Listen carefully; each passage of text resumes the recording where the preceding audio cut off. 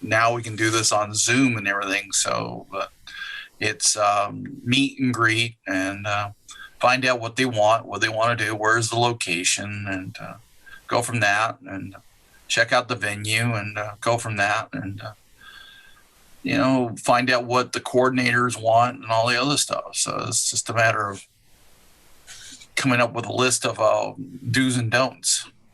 Okay. How about you, Adam?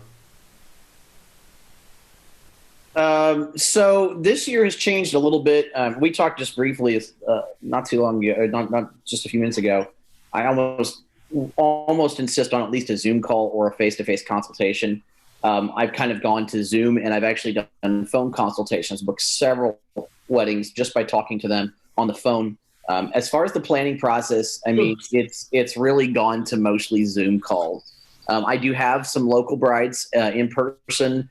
I asked them what their preference is, if you'd like to, wear masks, or meet at like a local restaurant or something where you can sit at a table and not have to wear a mask here, as long as you're at the table.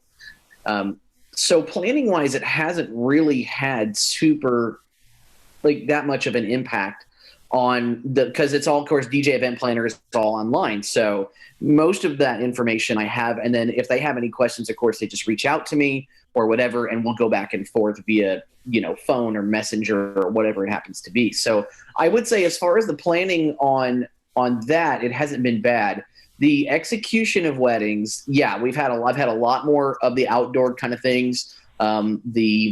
The crowds, of course, have been sliced, and it's gone to really reinforce that it doesn't necessarily matter how many guests that you have at the wedding. If you can create those beautiful, amazing moments, they are still going to be over the moon. You can still have them crying happy tears.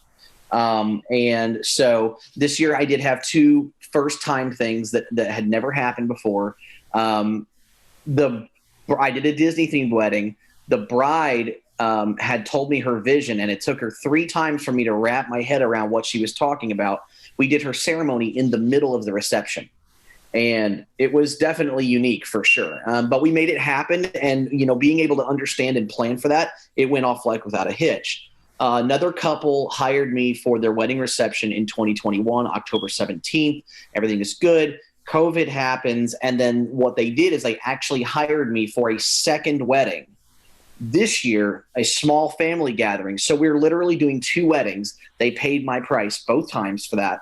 And it was a small 45-person wedding. We saved the love story presentation and some of the fun stuff for next year, and it went off really well. So it's about adapting and overcoming, kind of like what you were talking about there. And I think it's gone very well. Excellent. Alan is on. Alan, how are you, my friend? I'm doing great. How are you guys? Oh, living the dream. Living the dream. And when I say great, that obviously means I'm a big liar. Like, it's horrific. But, it's all in perspective, too. Like, horrific for me is that I don't really have very many events. But we're safe. We've got a big enough house where my kids can be in different rooms when they're on their computers for school. And I'm fine. So, Alan, can you tell us a little bit about your planning? How do you go about your planning process with your couples? I am a big believer in extensive planning. So, in general, I start with a pretty comprehensive planning form on DJ Event Planner that I've customized. And then usually I meet with a couple in person. This year I've done more Zoom planning meetings, and those are at least an hour and a half, sometimes significantly longer, where we really just go through all the details. And I have an overall philosophy that I want to be the guy that knows everything they want and is going to take some responsibility for delivering that. So I need the information to be able to fulfill that role. That's about what I got. No, that's great, and that's, I'm right there with you on the more information I have, the better I can serve them, the better I can serve their guests, and the better I can share their story in as much as they want shared with the people that are at their wedding. Yeah. One of the conversation I had with a gentleman named Sean Lowe back in August at our NAC huddle, we talked about, what do you need? What kind of things do you need to do your best work? And during that conversation and during that time, I realized that what I need out of the people that I work with, what I need is I need a couple that wants the people that are at their wedding to know more about them than they did when they got there. Because when I have somebody that wants to share their story or wants to share their journey, their style, their musical tastes, their crazy culture that they're a huge part of, that makes my job, it almost seems counterproductive, but it makes my job easier because I have more ways to engage the people that are there. And that's where the deep dive planning meetings that we do, and I know Lucas is the same way. He and I have talked a bajillion times about wedding planning. We share a very similar style. Lucas, are you there? I know you're there, but are you here? Yeah, brother, right here. Tell us a little bit about your planning process with your people. Really, if they just give me 4 songs, I'm ready to show up and rock the party. That's all I need. No, full disclosure, my planning is very intensive. It's very painful. It's very revealing, and like what you said, that I want to know more than probably what I'm ever going to use for a night. But just in case I have the information, doesn't mean I need to use it. But if I'm called upon to use it to help draw together this piece to this piece, whether it's a toast this last minute, now my cousin came in from out of town because thank God for COVID, and the roles of groomsmen or bridesmaids or whomever combination, the attendance, that all changes now. So now I'm able to get those pieces and fill in a little bit more simultaneously throughout the evening. But typically 35 to 40 hours of pre-event planning for a 6-hour performance. I'll have anywhere between 150 to 180 emails total go out for couples.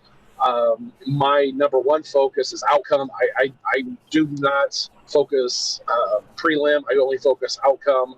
And from whatever that outcome is, rockin' dance floor, packed dance floor, small intimate, cocktail style, country club style reception, whatever that is, I'm able to be very fluid with my planning. So I want the guests, like you said, I want the guests to know more about the couple from when they got there, right? So I got to paint that story, again, through outcome. So I want that, what do you want your guests to tell their coworkers on Monday that they went to this wedding, and cue the dreaded eye roll of, oh God, I bet it sucked. And the guests were like, it wasn't that bad. It was actually a lot different than what any other wedding we've ever been to. And like you were talking before about Peter, Mary, and all the other forefathers of our industry, that really I learned so much from them on this very subject. And it's easy to be normal. That it's tough, and it's absolutely the hardest thing to do is to raise the bar up the way that we are, right? And be completely different than what anybody else is seeing. Right? DJ good. Anybody can be average. Anybody can be DJ good.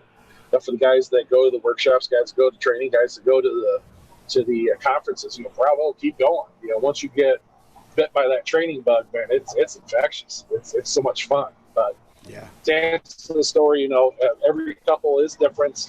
My job is outcome. I play music. Yeah, I got the flashy lights, but I'm also a storyteller. I'm also a wedding planner. I'm also a stress reliever. I've been called upon to be a travel agent, and it's really a MC. I play. You may carry a cake server or cake knife. Not too, I'm not too big and bad to help. So that's a long answer to a 5-word question. Yeah, definitely. Let's draw that out a bit. Can I ask Lucas a question? You can. I don't mean. I'm curious, Lucas. Do your couples know in advance when they hire you what they're getting into in terms of homework?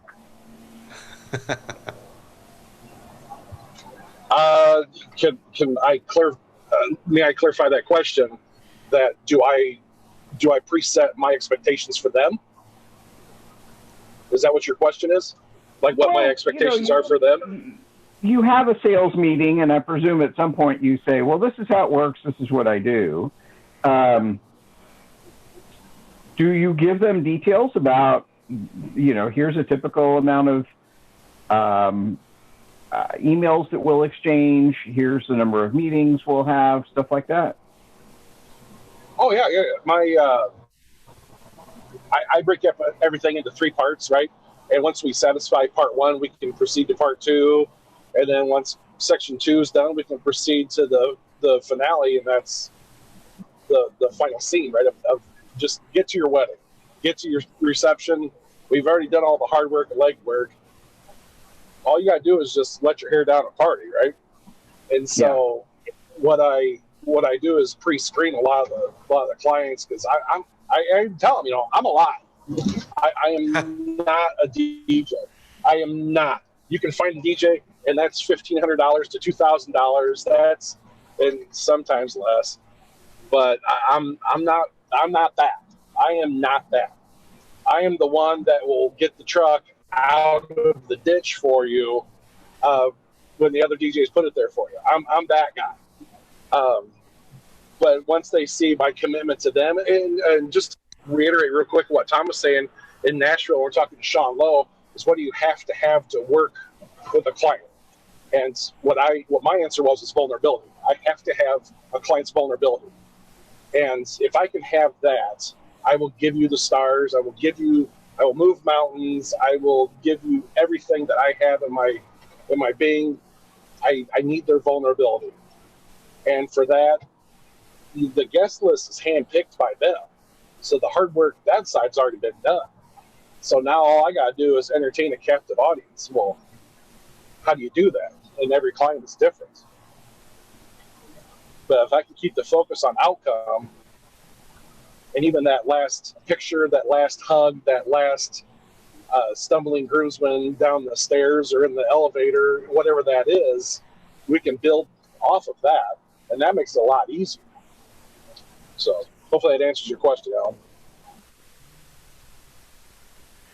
Yeah, and Alan, to kind of parlay off of what Lucas said, that's part that question, the answering that question, is really, it's a huge part of my sales process.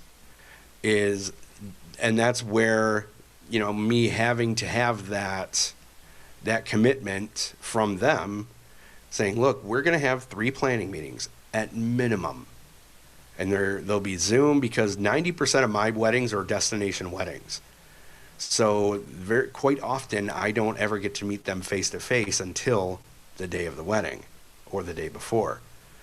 So I've been using Zoom for 5 years now for my planning meetings. Because of that, you get so much more on a Zoom call than you do on a phone call, and you can the ability to record it and then look at it later, in case you missed any details or a slight nod or a glance between the two of them when you said something, whether that's a good glance or a bad glance.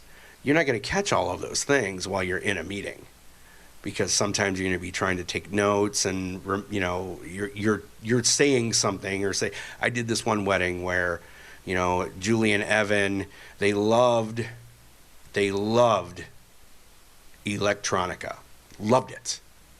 That's where they met. They met in an electronic club. They're club kids. Their friends are all club kids. So they want this rocking, electronic dance party for their wedding reception. So my first question then was, so your mom and dad, they're into that too? Well, no. Aunts and uncles? No. Cousins? Well, not really. Grandma? Probably not. No, not so much. I said, okay, so what do you want people to remember about your wedding?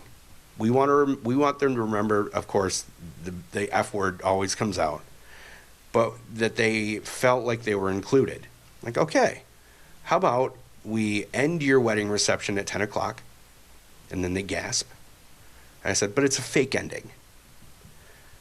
And then after that, we send everybody on their way, say, ladies and gentlemen, thank you so much, friends and family, thank you so much for staying until the end of the wedding reception.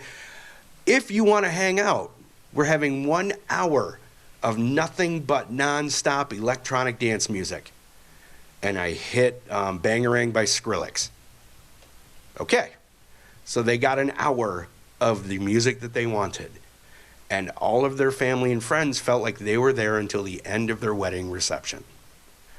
So that all comes out in our first planning meeting, which is usually about 6 months out. And that's our Q&A plus meeting. And that's really just a big picture meeting. And that's where we just ask a bunch of open-ended questions just to get to know people.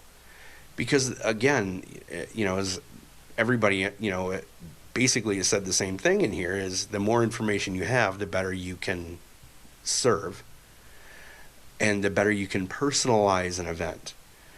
Asking these open-ended questions, things like, what's your favorite part of a wedding as a guest? What do you look most forward to as a guest at a wedding? You get the answers like the open bar, or free food. It's like, okay, don't be stupid. No, let's be real. And then the joking all stops, and it's like, well, we want to have a good time, obviously, and we want to see, people that we know. Because typically, a wedding is, it's three things, really. It's a reunion, it's a family reunion, it's a reunion with friends, and it's actually a creation of a wedding day family, because that group is the VIPs of the two of their lives just being combined into one. Sorry, I hit my mic there. I'm not used to it. It's been a long off season,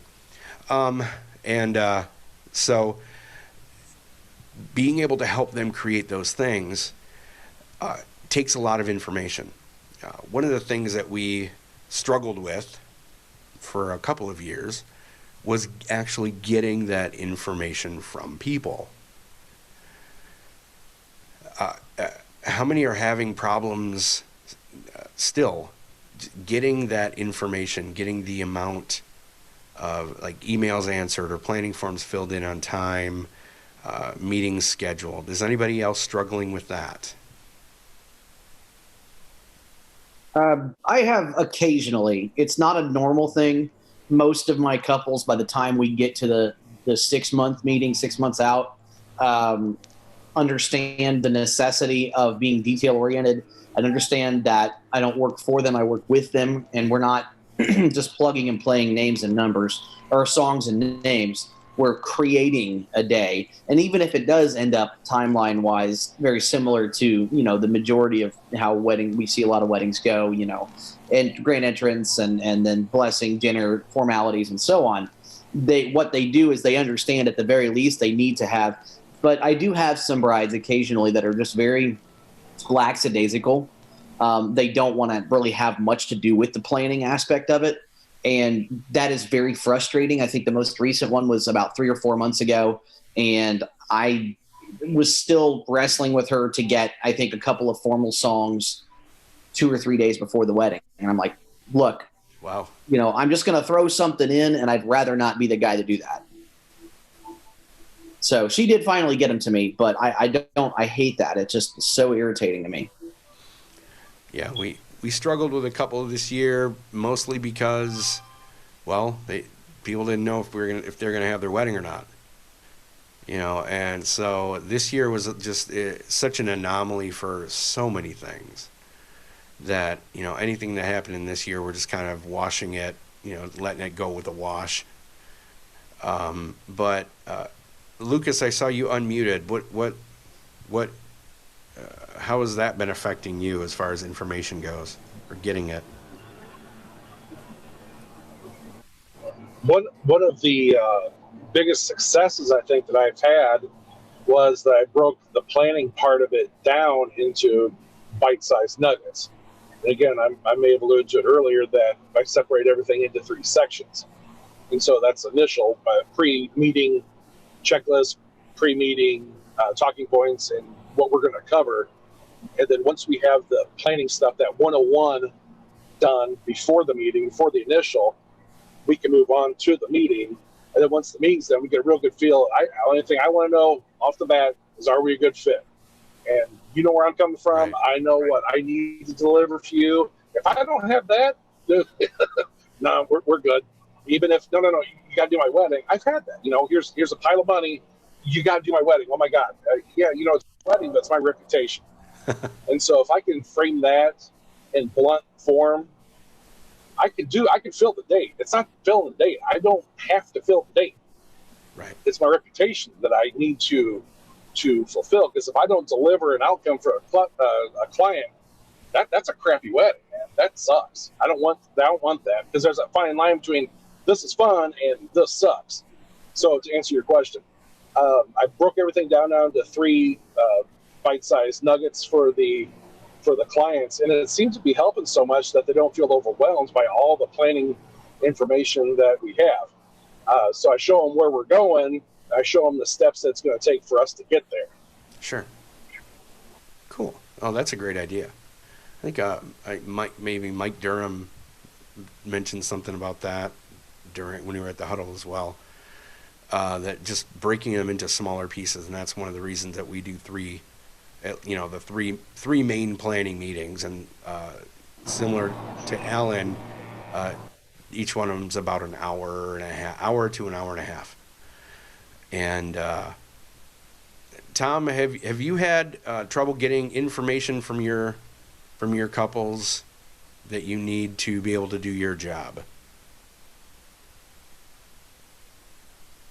You're totally... Sorry, unmute myself here. Yeah, I have in the past, and sometimes you have to go back, call them, and talk to them. But I think this Zoom idea is going to work out in 2021, and we can be face to face instead of breathing on each other in such a way. But yeah, I've had these little problems in the past and everything, and eventually it works out. But the music thing is always the hard part, because sometimes they want this, they want that, and if it works, great. But I'm the one that's making that decision, what you want to do, and if that's okay, we'll do it. And weddings usually come out pretty good, so we can't complain. Well, that's good. They can't complain. Right. Ideally. Yeah, we kind of came up with this branding of our planning, where we really named, first of all, we named everything in relation to what part of the process we're in. So like that first meeting, we used to call it our big picture meeting, and now we call it the Q&A Plus, because I have 2 companies. A Plus Entertains is our multi-op company, and Thomas Heath Events, which is, well, just me. And for the A Plus Entertains side of things, it's a little bit less detail oriented, as you can imagine. We put A Plus in each of the names for the meetings and for the sections of the planning process. So the Q&A Plus, which is question and answer, A Plus though, is that 6-month meeting, which is basically a Q&A session between me and the couple. Sometimes the parents are there, which, but for what it's worth, I love it when parents are at meetings. I just do. Unless I don't. And sometimes the mom's having a wedding and the bride's invited, or the groom is invited, which, I mean, I get that, and it's good to get that out of the way early, because then we can have a conversation about that, like who is in charge for this. And that's a show, that's a whole show in itself on how to get around an overbearing mother, friend, friender, planner, venue coordinator, photographer. That's a whole show to get around that. But being in front of the planning process it takes care of a lot of that stuff, because most other vendors are not going to encounter someone like Alan, like all of us, who actually give two craps about the planning process. Many DJs are just shucking and jiving. They're going in there, they're playing music, and they're dancing, they're making some announcements, and they're leaving. The people that are in this room right now are there to create memories, because people won't remember what you say unless you say something bad, but they will remember how you made them feel. And that's a quote by Maya Angelou. And that really goes back to how detailed your planning is, and knowing that you have these meetings or these steps. The Q&A plus is our first. Type A plus is about 3 months out, and that's the detail oriented meeting, and that's where we get into the nuts and bolts. And by the end of that meeting, we try to have a fleshed out order of events. I don't like to call them timelines because I'm not a timeline guy. I don't see why putting 7:35 down for the father-daughter dance makes any sense whatsoever, because that's not going to happen at 7:35. And if it does, it's only because the stars lined up and it happened to happen that way. But we like to put everything in an order of events. And then we can send that out to the rest of their vendors who might want to put those times in, and that's on them, that's fine. But my couples know in advance that these times are guesses. There's only 3 hard and fast times, when we start, when dinner's ready, and when we're done. Everything else, as far as the reception goes, everything else is just a guess, because we have no idea how long it's going to take for people to eat. So, that being said, we put that into their heads in advance that these are just guesses, and we'll try to get. We just want everything to run like we've choreographed it, so that everybody is on the same page. Nobody's ever. I hate being asked, "Hey, when are we going to start dancing?" Okay, well, the photographer just took the bride and groom out, and they haven't done their first dance yet because they didn't listen to me during the planning process and do their first dance right away, so I wouldn't have to worry about any of this stuff. So as soon as they get back, we'll do that. That's my favorite. Not really. So having those kinds of things managed well in advance really helps your not only your reviews, but it also helps your psyche to have a better event. Our Type A plus meeting, and then that's followed by our quality assurance meeting, which is about a month out, and that's where we kind of go over their planning forms with a fine-tooth comb, make sure that everything is what it is going to be as far as we know it on that day, which, by the way, a month out right in 2020 would have been a huge mistake. Those meetings were all moved to 2 weeks before the event.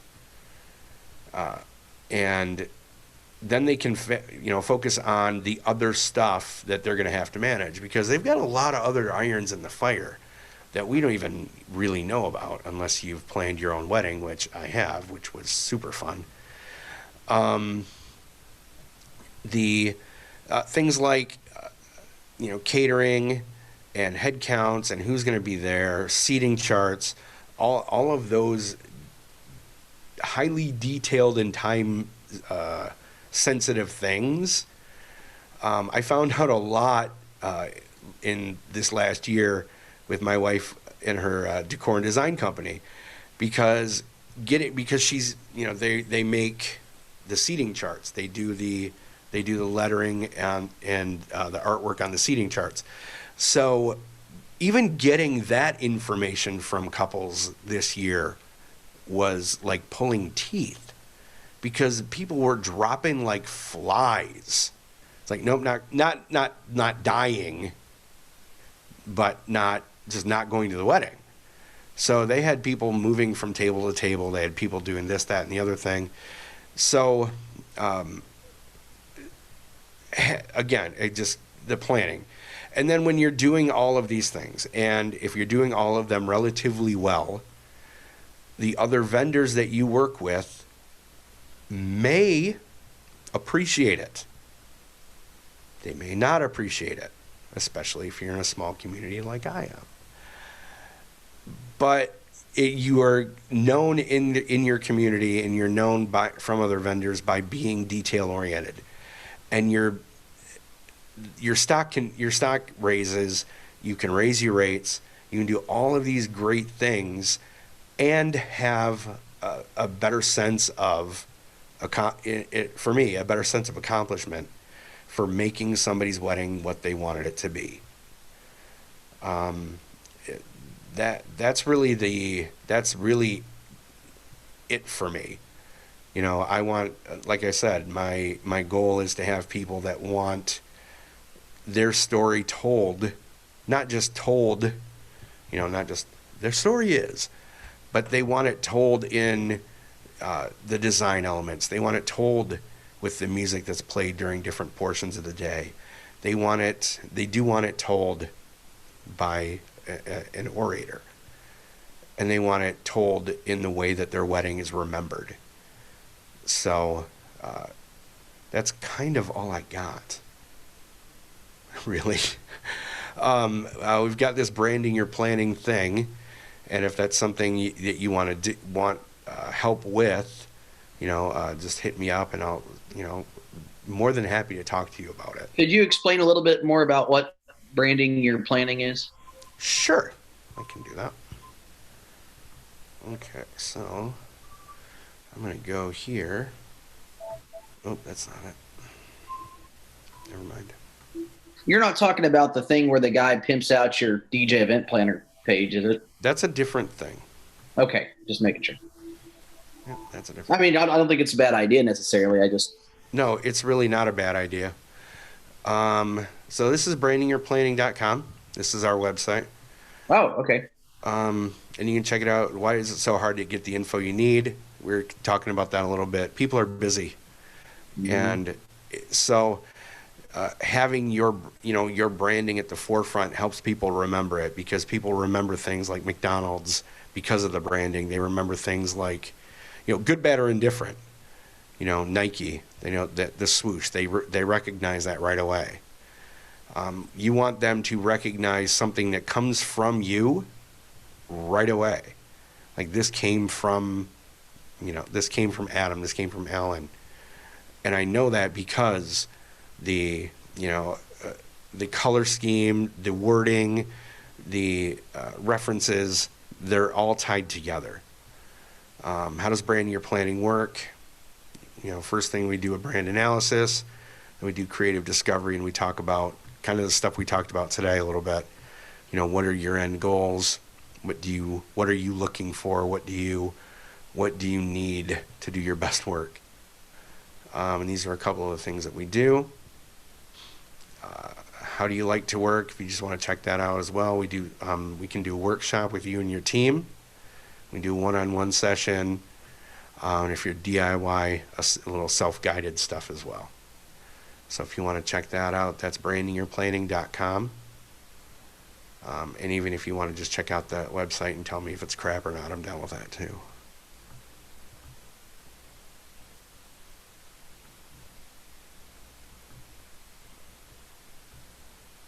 Okay. And we're back. Okay, any other questions for me?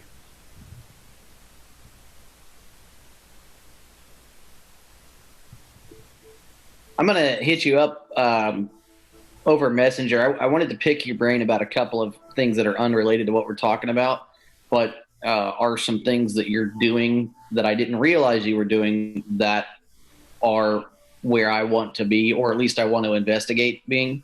Okay. I want to get your thoughts on some of that. And so I have 3 topics. I kind of typed them down.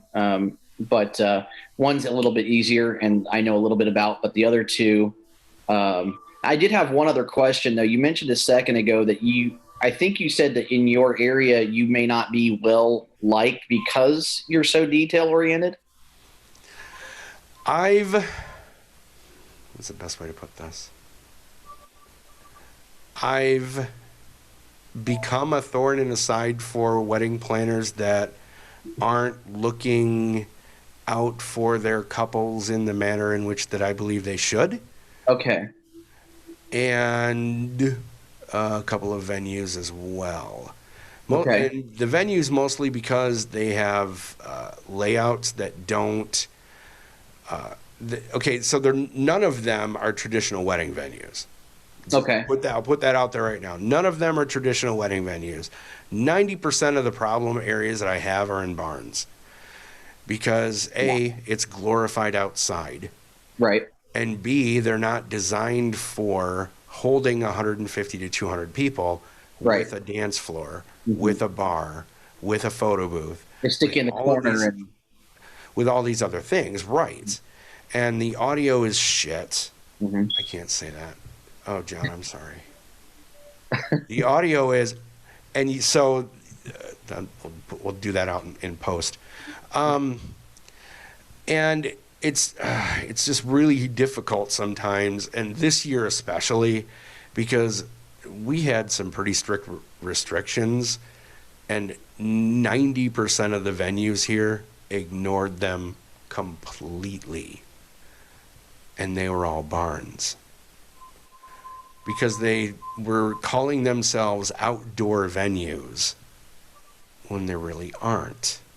Right. Because there was no clarification and so I got into a huge fight with one of the venues, and I said, we are not going to DJ inside of your building, period. Period. One of my DJs still got COVID. Wow. So like I said, this year has just been such an anomaly for so many things. Oh yeah. And there were literally factions in this little community that I live in of vendors that were, either, on one side of the coin or the other side. There was nobody in the middle. It was either this or you were that. And I was this, and most of the venues were that. And I live in a community that I shouldn't live in, because I'm a lot more.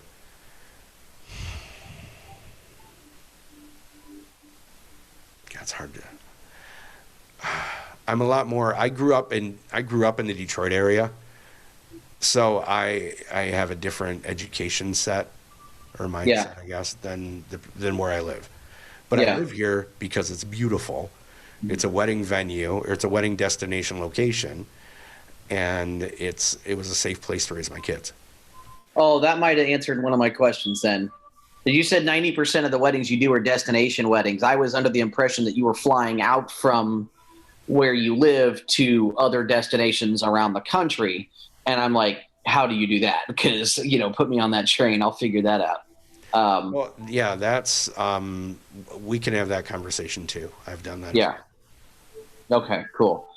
All right. That's all for me.